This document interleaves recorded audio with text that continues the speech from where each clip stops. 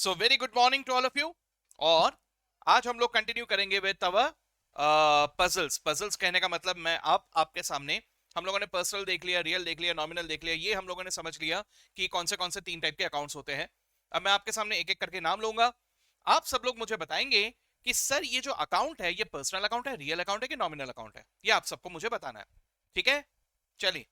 तो मैं एक एक करके यहाँ पर नाम लिखते हुए जा रहा हूं। आप बताइए मुझे। मैंने सबसे पहले लिखा कैश अकाउंट। कहां जाना चाहिए ये? Personal, real, nominal? कोई नहीं, चल बढ़िया। ये जाएगा इधर, रियल अकाउंट। ठीक है, वेरी गुड। ओके, अब मैं अगला नाम लिख रहा हूं, bank account. Bank account, personal,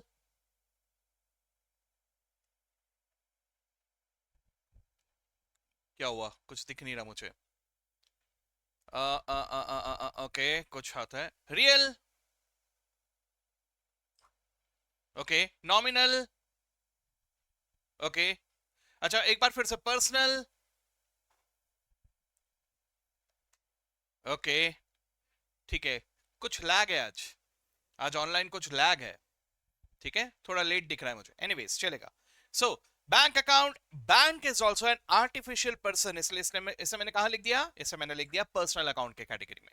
ठीक है, अच्छा, ठीक है सर। अब देखो जरा, बैंक लोन अकाउंट। जब मैं सब बैंक अकाउंट कहता हूं तब मैं बेसिकली बैंक में जो खाता ओपन करता हूं उसकी बात कर रहा हूं। अब मैंने कहा बैंक लोन अकाउंट। अब बताइए, पर्सनल, रियल, नॉमिनल, नॉमिनल, ठीक है, ओके। सर बैंक लोन जाएगा यहां, ये भी यही है। भाई बैंक के नाम से मैं जो कुछ भी कहूं, मैं बेसिकली बैंक की बात कर रहा हूं, और bank is an artificial person, इसलिए बैंक लोन हो, बैंक अकाउंट हो, बैंक कुछ भी हो, bank is always a personal account. ठीक है, वेरी गुड, कोई बात नहीं, लर्न कर रहे हैं, अपन सीख रहे हैं। ओके, चलिए ठीक है, अगला।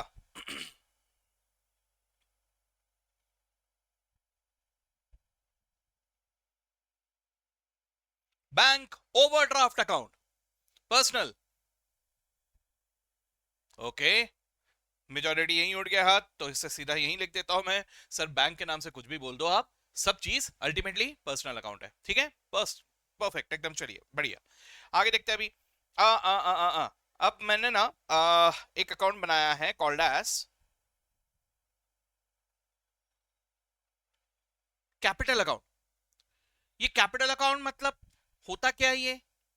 कैपिटल नाम, ऐसा नाम दिखा कैपिटल अकाउंट, मतलब समझ आना कि मैं बात कर रहा हूं about the owner of the business. तो personal account, majority, very good. So this is also a representative personal account. ठीक है, ओके, बहुत बढ़िया, बहुत बढ़िया। अब मैं यहां पे कुछ कुछ और नाम लिख रहा हूं। मैंने ना स्टाफ को सैलरी दिया है, तो मैंने बना लिया salary account. Personal, real, nominal, अच्छा। क्या मैं यहां पे मेरे खर्चे की बात कर रहा हूं कि मैं मेरे स्टाफ की बात कर रहा हूं? सर जब मैं सिर्फ सैलरी अकाउंट कह रहा हूं ना, मैं मेरे खर्चे की बात कर रहा हूं, तो it is a nominal account. अच्छा, अब मैंने ऐसा नाम लिखा,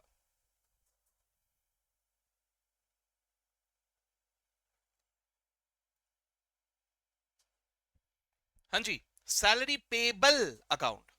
ठीक है, पर्सनल अकाउंट, ओके, कुछ कंफ्यूजन है। Real account, okay, nominal account, थोड़ा सा हल्का कंफ्यूजन है, राइट? देखो, जब मैंने सैलरी अकाउंट कहा, मैं सैलरी के बारे में बात कर रहा हूं, यानी मैं मेरे एक पेमेंट जो कर रहा हूं ना मेरे काम के लिए, उसको मैं जो दे रहा हूं उसकी बात कर रहा हूं, यानी मैं मेरे खर्चे की बात कर रहा हूं।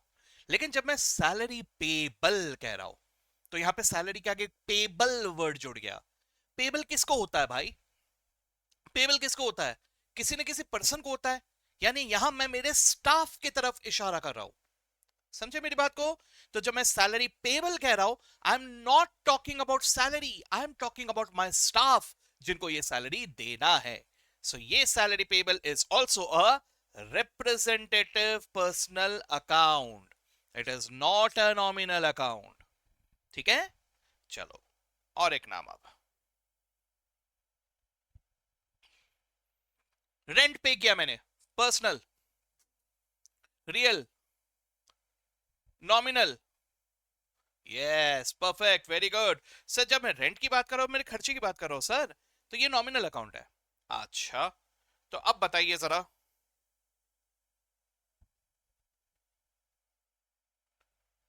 Rent payable personal, okay, real नहीं, नॉमिनल नो, ओके। अब आ गया सर हमको, सर बार बार बेवकूफ नहीं बनेंगे हम लोग, ऐसा मत समझो मैं, है ना? Yes sir, rent payable account will be a personal account. ठीक है, बहुत बढ़िया। चलो, अब मैंने क्या किया, मैंने ना मस्त एक बिल्डिंग खरीदा। अब एक बार याद रखना सभी लोग, हाँ? मैं मस्त एक मल्टी स्टोरेड बिल्डिंग खरीदूं तो भी मैं उसको बिल्डिंग अकाउंट बोलूंगा। मैं पूरे बिल्डिंग में एक पर्टिकुलर ऑफिस खरीदूं तो भी मैं उसे बिल्डिंग बोलूंगा। मैं एक छोटा सा दुकान खरीदूं तो भी मैं उसे बिल्डिंग बोलूंगा। मैं एक झोपड़ा ऐसा मिट्टी का, ऐसे टीन टप्पर का बना हुआ कुछ, तो भी ऐसे टपरी जिसको बोलते हैं ना हम लोग, वैसा खरीदूं तो भी मैं उसे बिल्डिंग बोलूंगा। ये अकाउंटिंग भाषा है। ठीक है ना? हाँ जी।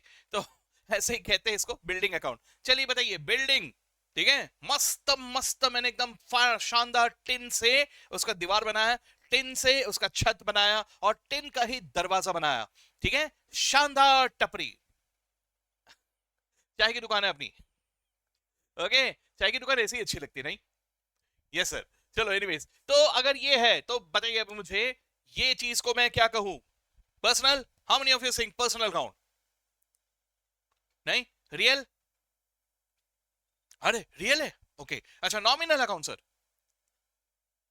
नहीं नहीं नहीं नहीं नहीं नहीं। अच्छा सर, ये क्या है? सर ये मेरा प्रॉपर्टी है सर, भले ही टीन टप्पर का क्यों ना हो, लेकिन मेरा प्रॉपर्टी है। सो this is my asset, and if it is an asset it will be a real account. ठीक है, ओके। चलिए, ये नाम कभी सुना है आपने? सुना है ये नाम? ये कौन होते हैं जिनसे पैसे मुझे लेने हैं कि जिनको पैसे देने हैं? पैसे देने? अच्छा नहीं, लेने हैं। हाँ जी, दिस इज द पर्संस जिनसे मुझे पैसे रिसीवेबल है। ठीक है, अ, शुरुआत में ही बता रहा हूं आप लोगों को एक बात, ठीक है, राज की बात है, समझ लो इस बात को। ये जो नाम है ना, ये नाम को अभी के लिए हम लोग जरूर पढ़ रहे हैं क्योंकि किताबों में लिखा है ना? और अगर हम लोगों ने कुछ अलग लिखा तो लोग बोलेंगे कि आप किताब से ज्यादा जानते हैं, जो किताब में लिखा है आप वही लिखेंगे, है कि नहीं? तो ये नाम अभी के लिए ठीक है, लेकिन प्लीज याद रखना, आगे चल के आप ये नाम कभी भी यूज नहीं करोगे। ठीक है, नाम बदल गए हैं। ठीक है, let me tell you the reason behind it, क्यों नाम बदल गए। आपको क्या लगता है, अकाउंटिंग आप अकेले कर रहे हो कि दुनिया में सभी लोग कर रहे हैं? पैसों से सभी लोग जूझ रहे हैं। ठीक है, ध्यान से सुनना मेरी बात को, सर समझने की कोशिश करना। बिजनेस सिर्फ इंडिया में नहीं हो रहा है, बिजनेस पूरे दुनिया में हो रहा है। और आज के डेट में हम कंपेट सिर्फ इंडिया लेवल में नहीं कर रहे हैं, पूरे दुनिया के लेवल में कर रहे हैं। कैन आई से सो? तो जरा सोच के देखो, जो अकाउंटिंग रिकॉर्ड्स आप मेंटेन कर रहे हो सकता है कि देयर इज सम इन्वेस्टर, है ना, इन्वेस्टर जो बिजनेस में पैसा लगाना चाहता है, बहुत पैसा उसके पास, वो बिजनेस में पैसा लगाना चाहता है। अब वो कंफ्यूज्ड है बिटवीन आपका बिजनेस और यूएस बेस्ड एक बिजनेस, वो दोनों में से किसी एक पे पैसा लगाना चाहता है। ठीक है, अब वो अगर पैसा लगाएगा तो कैसे लगाएगा? मतलब वो आपकी शक्ल देख के वो बोलेगा कि हाँ यार, ये दिखने में मोटा ताजा है, चल इसको पैसा लगा देते, ये तो दुबला है यार, इसको नहीं देते, ऐसा होगा क्या? नहीं ना। क्या होगा? वो देखेगा आपके अकाउंटिंग रिकॉर्ड्स, उससे जज करेंगे कि कहां मेरा फायदा ज्यादा होगा, है ना? तो जरा सोचो, आपके accounting records might also get compare to your competitor who is sitting in US, है ना? तो सर जी, अगर इसमें जमीन आसमान का फर्क रहा तो बंदा कंपेयर कैसे करेगा? समझ रहे हो मेरी बात को? तो ये कंपेयर करने के लिए कहना ऐसे कि दोनों मैचिंग लेवल में होने चाहिए काफी हद तक, है ना।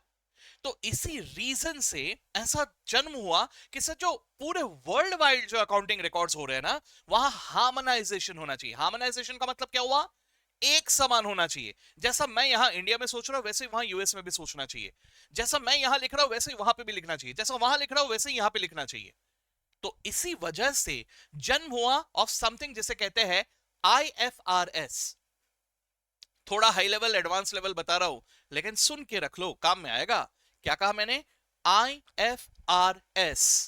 ठीक है, कितने जनों ने सुन रखा है इसके बारे में, आईएफआरएस के बारे में? ओके, 2-3 हाथ उठ रहे हैं, very good, proud of you. IFRS के बारे में अगर सुना है तो।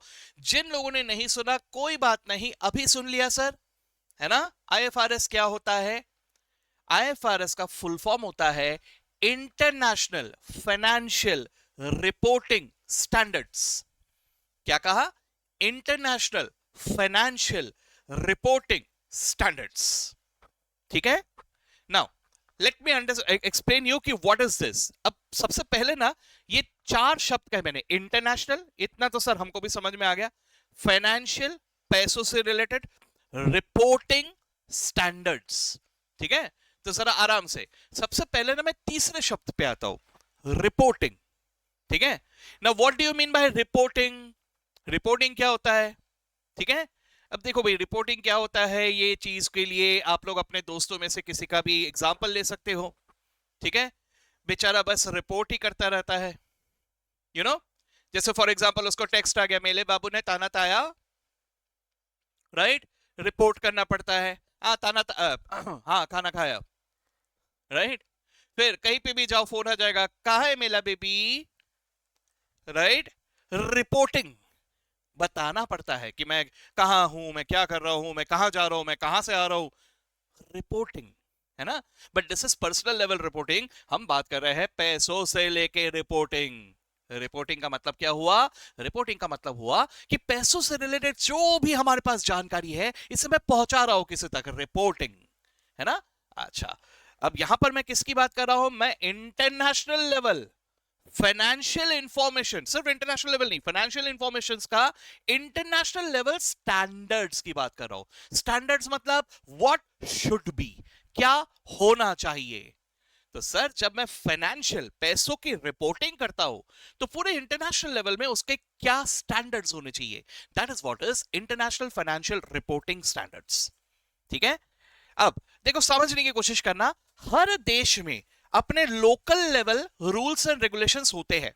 ठीक है, क्योंकि हर देश में जो सरकार होती है उनका एक लिमिटेड ज्यूरिसडिक्शन होता है।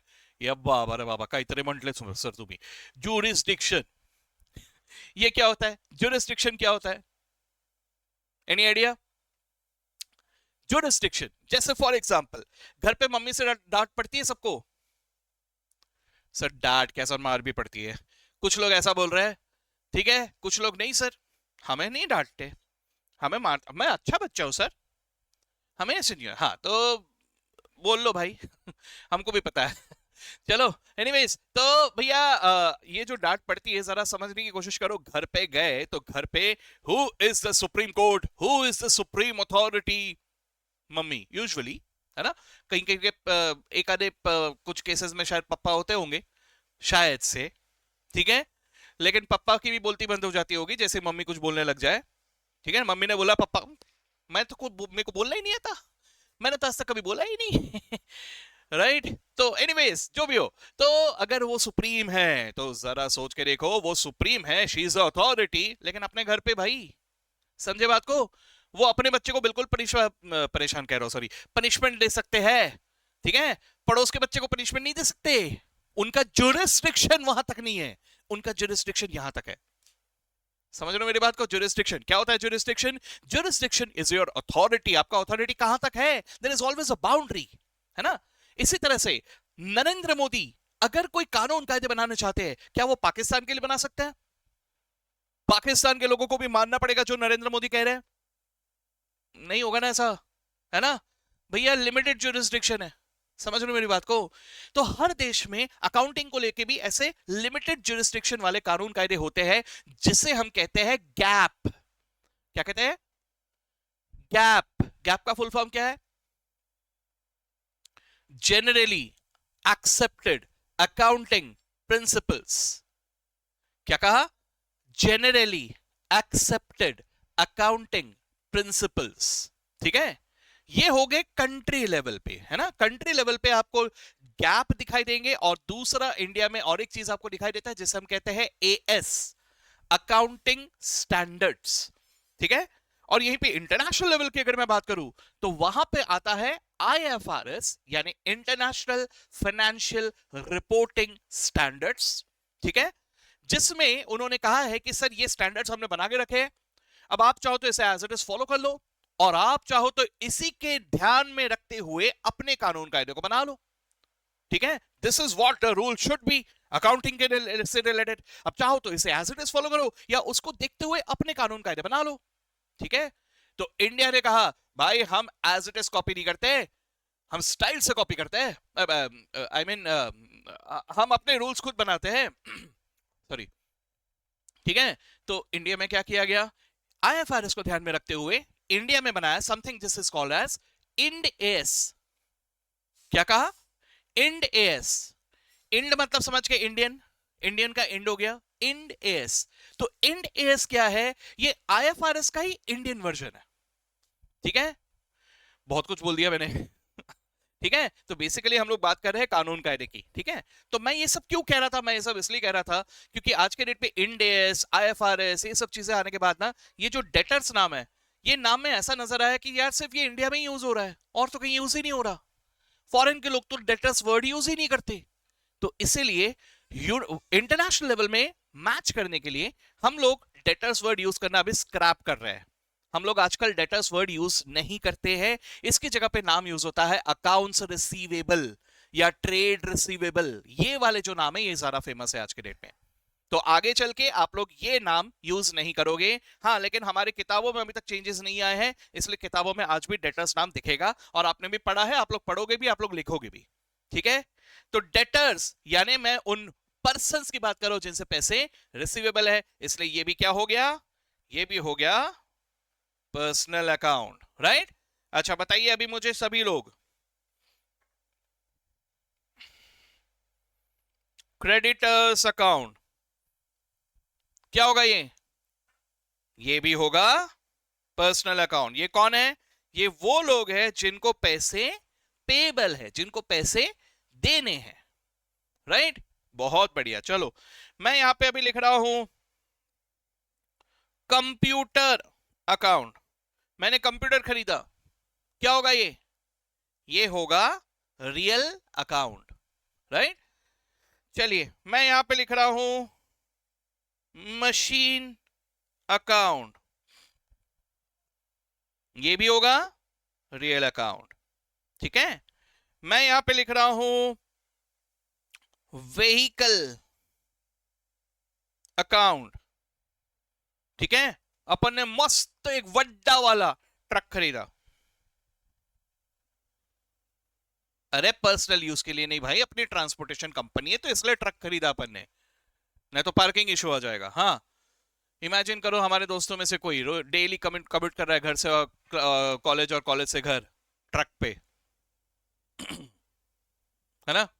नहीं नहीं, मैंने देखा था एक जन का, मतलब आई डोंट नो कैसा रहता है, क्या रहता है, मुझे नहीं पता, लेकिन मैं जानता, मतलब जान पहचान तो नहीं थी, लेकिन मैंने देखा जरूर था।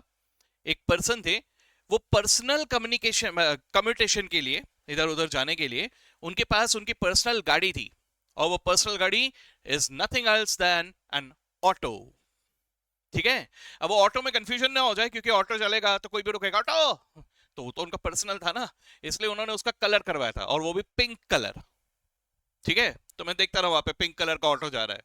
तो होते हैं भाई सबके अपने अपने पसंद। ठीक है, तो एनीवेज, तो व्हीकल खरीदा अपन ने। ठीक है, क्या करेंगे इसे? क्या है ये?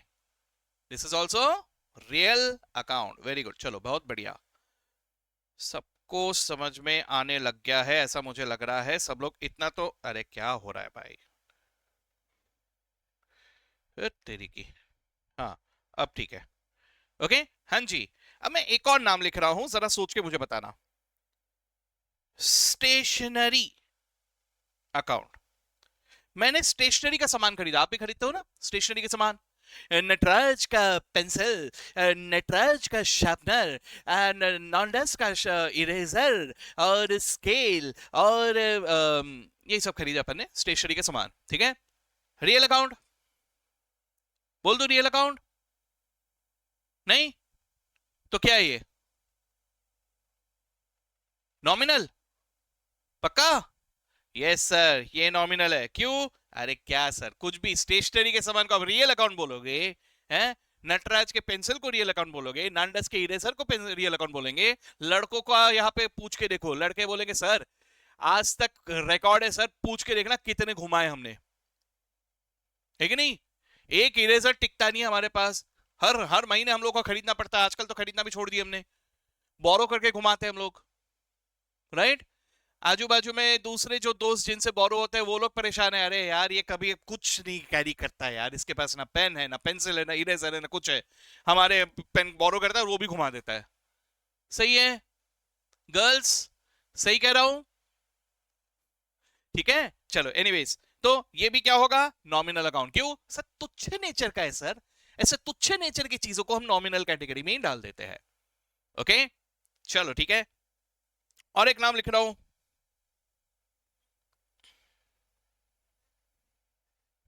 Commission received. क्या कहोगे इसे?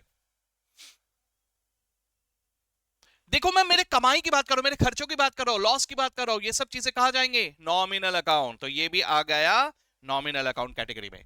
तो देख रहे हो कैसे डिफरेंशिएट कर पा रहे हो, सबका सोच यहां तक डेवलप हो गया है कि सब में जब कभी भी इशारा कर रहा हूं about some person, may be natural, may be artificial और may be representing some person, तो वो क्या हो गया, पर्सनल अकाउंट। मैं किसी असेट की बात कर रहा हूं, किसी प्रॉपर्टी की बात कर रहा हूं, it is a real account. और वहीं पे मेरे खर्चे, इनकम, इन सब से के बारे में कह रहा हूं, तो it is a nominal account. चले, इतना सबके दिमाग में आ गया है ना, वेरी गुड। अब हम लोग इसके अगले स्टेप पे चलते हैं। अगले स्टेप में मैं आपको समझाने जा रहा हूं about something that is called as dual aspect. Dual aspect, no what do you mean by dual aspect? देखो सर, अगर मैं बिजनेस, यानी ये हमारा एंटिटी है बिजनेस, तो इस बिजनेस के अकाउंटिंग की बात करूं तो देखो यहां पे वो एरो मार्क दिखाई दे रहा है आपको, तो ये लेन देन हो रहा है विथ सम पर्सन। वहां पे कोई एक पर्सन है, उस पर्सन के साथ किसी न किसी तरह का एक लेन देन हो रहा है, ठीक है। अब इस लेन देन को हम लोग जरा ध्यान से देखते हुए स्टडी करते हैं, ठीक है। मान के चलो हमारी दुकान है, ठीक है, हमारी दुकान है। हमारी दुकान किस चीज की है? हमारी दुकान है सर फूड आइटम्स की है, ठीक है। तो फूड आइटम्स में क्या फूड आइटम है हमारे पास? चलो हमारे पास फूड आइटम में क्या है सर, कुछ तो भी फूड आइटम, ठीक है। कौन सा फूड आइटम ले लूं मैं?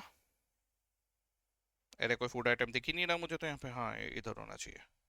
हाँ तो हमारा, आहा, ठीक है, ये है, दिख रहा है सबको ये?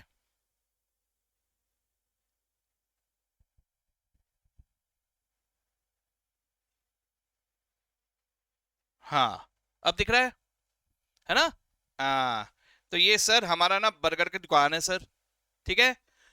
तो ये जो बंदा है ये हमारे पास आया और ये बोला कि बर्गर दो सर, तो हमने इसको ये बर्गर दे दिया, ठीक है। हमने इसको ये बर्गर दे दिया, ठीक है। हमारा काम क्या है? बर्गर बेचना, तो हमने बर्गर दे दिया। अब जरा सोच के देखो, अगर मैंने बर्गर दे दिया तो मैं आगे वाले से पैसे मांग सकता हूं कि नहीं मांग सकता? सर बिल्कुल मांग सकता हूं, ऐसे कैसे नहीं मांगूंगा, मेरा इसी का तो बिजनेस है। तो मैंने अपना काम कर दिया, तो भाई तेरे को पैसे देने पड़ेंगे, ऐसा कैसे नहीं देगा तू, राइट? ओके, जरा समझ के आराम से सोच के देखना।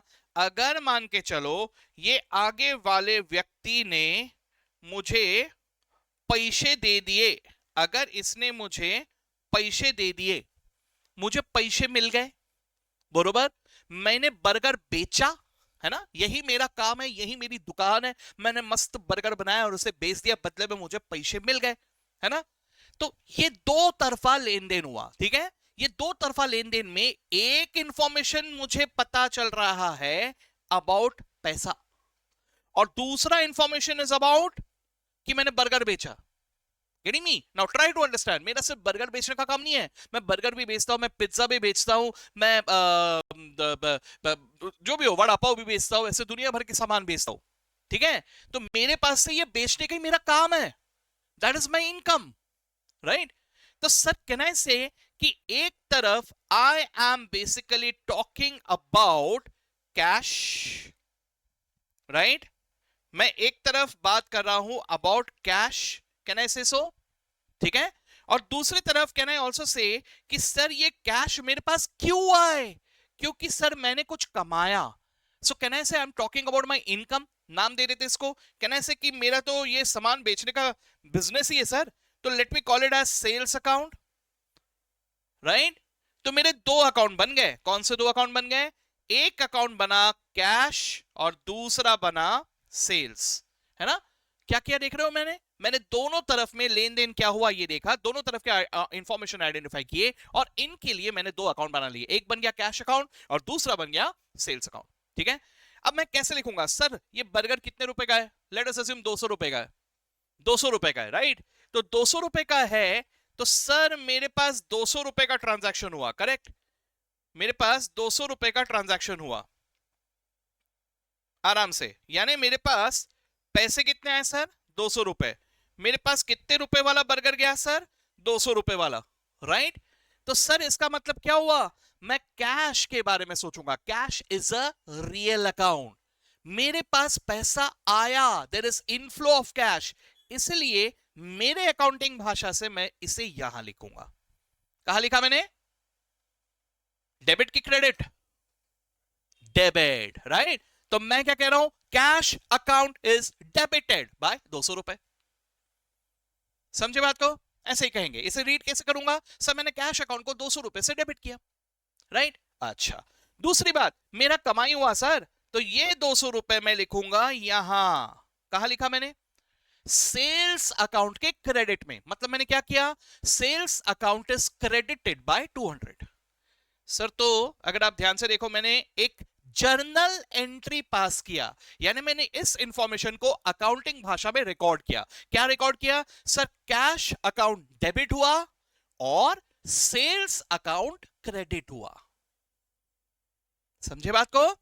तो इसी को मैं जर्नल एंट्री का एक टिपिकल फॉर्मेट होता है, वो फॉर्मेट बेस्ड हम लोग उसे लिखते हैं। कैसे लिखते हैं? By cash account debit to sales account, ऐसा करके एक टिपिकल तरीका होता है। वो लिखने का तरीका हम लोग को प्रैक्टिस करना है, वही करते रहने हैं। लेकिन मैं यहां पे यही चीज चाहता हूं, मेरा रोल यहां पर एक ही है। मेरा रोल यहां पर यह है कि सर वो जो लिख रहे हैं वो लिखना हर एक बंदे को आता है। अकाउंट्स पढ़ने वाले हर एक बंदे को आता है, चाहे वो अकाउंट्स का मास्टर हो या अकाउंट्स का एकदम बिगिनर हो, हर एक बंदे को आता है। आपको भी आ जाएगा। जर्नल एंट्री सब लोग लिख लोगे। मेरा काम यहां पर यह है कि उस जर्नल एंट्री को लिखने के अलावा आपको पूरी तरह से समझ में आना चाहिए कि मैंने क्या लिखा, what exactly it is. Sir मैंने यहां पे दो इंफॉर्मेशन लिखे, एक ही ट्रांजैक्शन के दो एस्पेक्ट लिखे। कौन से दो एस्पेक्ट? नंबर वन, मेरे पास पैसा आया। नंबर टू, क्यों? कारण। कारण क्या है? Income, sales. Got it? समझ में आया बात? ठीक है, चलो एक और देखते हैं अभी। मान के चलो ये जो बंदा है ना, ये बंदा थोड़ा सा स्पेशल है। अब इसको मैं थोड़ा स्पेशल बना देता हूं। ये लो,